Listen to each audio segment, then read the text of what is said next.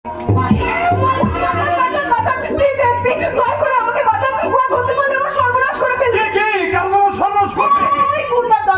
একটা নাচের প্রোগ্রাম শেষ করে বাড়ি ফিরছি, এত রাতে বাস ট্যাক্সি কিছু পাইনি বলে হেঁটেই বাড়ি ফিরছিলাম। হঠাৎ মাঝ রাস্তায় ওই গুন্ডা দল আমাকে ঘিরে ফেলে। আমি কোনো মতে পালিয়ে এসেছি, ওরা তাড়া করে আমাকে ধরতে আসছে। দয়া করে আমাকে কোথাও একটা লুকিয়ে রাখো। তোমার কোনো ভয় নেই, আমার নাম চ্যাংফো, খুব ফোর মাস্টার, সকলকে ফু দিয়ে উড়িয়ে আরে পারবেন না, ওদের কাছে বন্দুক পিস্তল আছে, ধরতে পারলে আমার ঠিক সর্বনাশ করে ফেলবে। দয়া করে আমাকে বাঁচান, কোথাও আমায় লুকিয়ে রাখো। আরে বাঁচাবো, নিশ্চয়ই বাঁচাবো। আমার মাথায় একটা বুদ্ধি এসেছে। আচ্ছা, তুমি তো পটি করতে পারো? হ্যাঁ, এই একদম অসভ্য কথা বলবেন না। না, রাগ করো না। চাইনিজ ভাষায় পটি করা মানে হচ্ছে ডান্স করা, ডান্স। তাই বলুন। হ্যাঁ, আমি তো একজন ডান্সার, নাচ গান করি, রোজগার করি। তাহলে এক কাজ করো, তুমি ওই দরজা দিয়ে সোজা নাচের ঘরে চলে যাও। তারপর তোমার নাম ঘোষণা করলেই তুমি পটি এই না মানে ওই ডান্স করতে শুরু করে দিবি। Okay okay, thank you very much sir, thank you. তোমার নামটা তো বললে না। আমার নাম শিখা, মিস শিখা।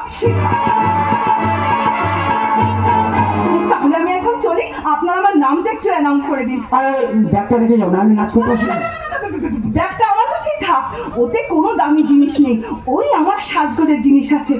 হারিয়ে গেলে না খুব মুশকিল হয়ে যাবে। তাহলে আমি এখন আসি।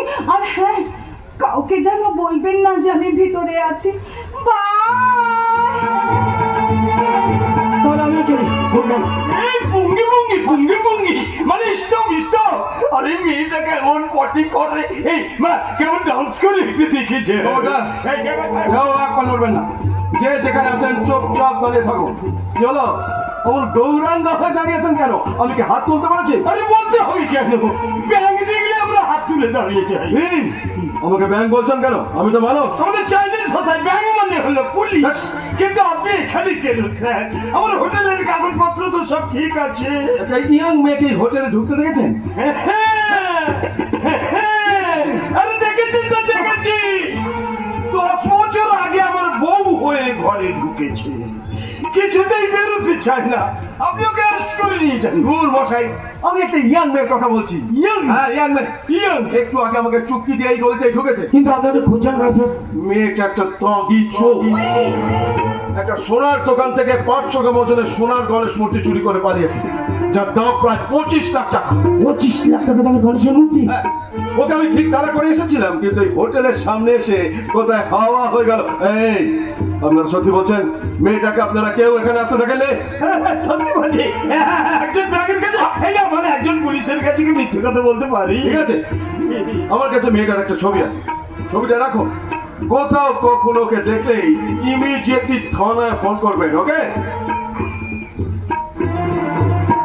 Good night. এই দেখো ছবিটা। আরে এটা তো সেই